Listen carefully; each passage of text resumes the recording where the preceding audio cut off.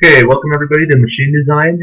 We're doing a pressurized pipe under cyclical loading in order to define fracture toughness and how long it'll take for the crack to form and so on and so forth. So find the predicted number of hours to failure of the cycles with a frequency of 1 hertz. And if the pipe is subjected to pressure, the average value for the initial crack size. And the average value, find the predicted, yeah. Go ahead, read all this, go through. I'm reading it myself here for the first time, or just skip here for the next 30 seconds. Make sure you draw this image, because I'm not going to show this anymore. I'm going to get rid of this to do the calculations on there. But, okay, there we go. So, in order to solve this problem, you have to use the basic cyclic equation for cyclical stress and cracking, which is integral from initial crack size to the final crack size, which is crack size of failure, times dA all over beta times delta sigma, which is the change in stress, square root of pi A. And A is the critical crack size. Alright. And C is a material property out here. So if you're looking at this, C, beta, and even delta sigma are going to be constant, especially in this case. And square root of pi is also going to be constant. The only thing that's changing is the size of the crack. So we can make this a lot easier on ourselves right off the bat by bringing a bunch of stuff outside of the integral, which is going to be C times beta, delta sigma, square root of pi, to the power, oh, this is all to the power of m, I'm sorry. To the power of m, integral of m is another material property too that we'll go through in a little bit. That they were actually given to us in the problem, I think. A to the negative m to 1/2 dA. And that's bringing the a up from underneath here and turning the square root into 1/2. Okay, so moving right there, I'm just going to go ahead and take the integral. So n of f is equal to 1 over c of beta delta sigma square root of pi, a lot of Greek letters, m of 1 minus m over 2 times af of 1 minus m over 2 minus a initial of 1 minus m over 2. Because in an integral, you subtract or take 1 and add 1 to this, so it's going to be 1 minus this, and that's where the 1 minus m comes through. Okay.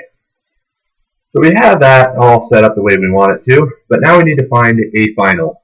We know a initial, we know all these other values, but in order to get the number of cycles until failure, we have to get AF. And to do that, we have to use the fracture toughness equation, fracture toughness, which is equal to 90, no, sorry. The fracture toughness equation is IC is equal to beta delta sigma square root of pi AF.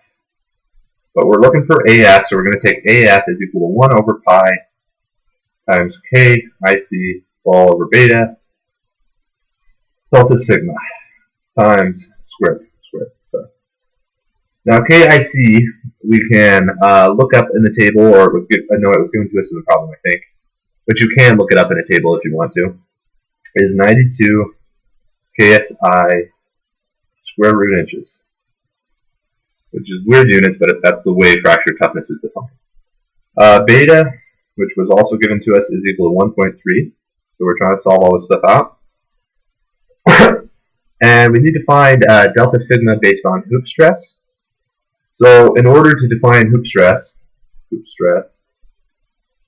we're going to call this to get delta sigma.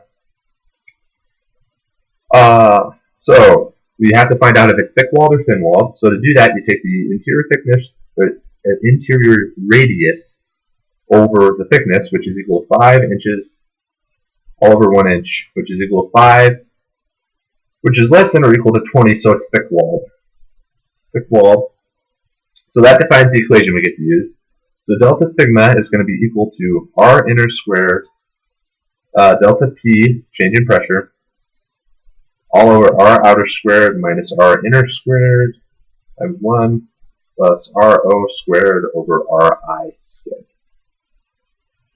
And doing that, we have 5 squared 10 KSI, because that's the change, the pressure variance as we go through. It's how much it's pushing on it each time.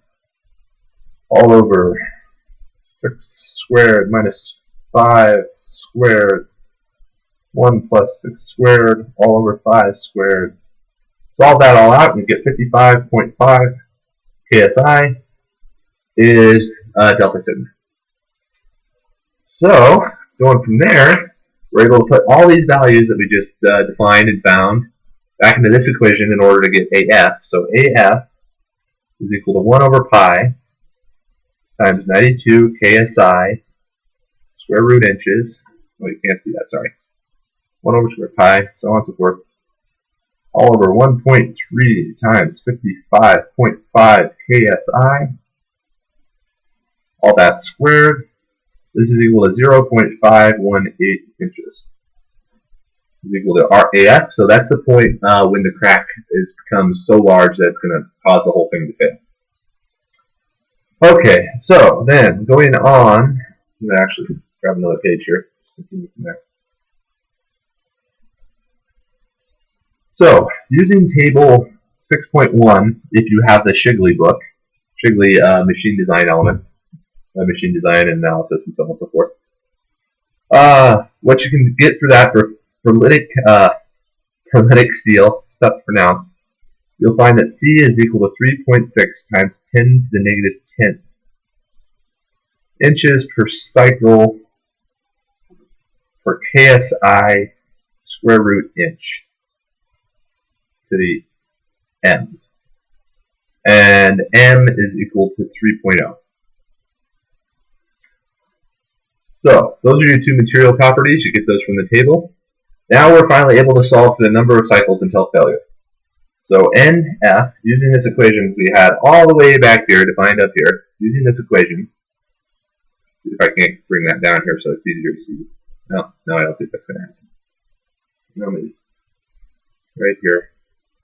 NF is equal to 1 all over 3.6 times 10 to the negative 10 inches per cycle for KSI square root inch M. Take that, multiply it by 1.3 times 55.5 KSI times square root of pi, all to the power of 3.0 times 1 minus 3.0 over 2. And that is multiplied. So doing this part now, that's multiplied by 0.518 to the power of 1 minus 3 over 2, 3.0 over 2, minus 0.01 to the power of 1 minus 3.0 over 2. And if you solve that all out, then the number of cycles until failure is equal to 22,873 cycles. Now, these cycles are in hertz, so 1 cycle per second. So in order to get the number of hours to failure, all you have to do is the number of cycles divided by the number of cycles per hour, and you do some unit conversion in order to get that out, but I'm not going to show you that. That should be pretty simple. 22,873 cycles all over 3,600 cycles per hour at 1 hertz. So 1 cycle per second is 60 seconds times 60 minutes, 3,600 cycles per hour. And if you equal that up, you've got 6.35 hours to failure. And that is your solution.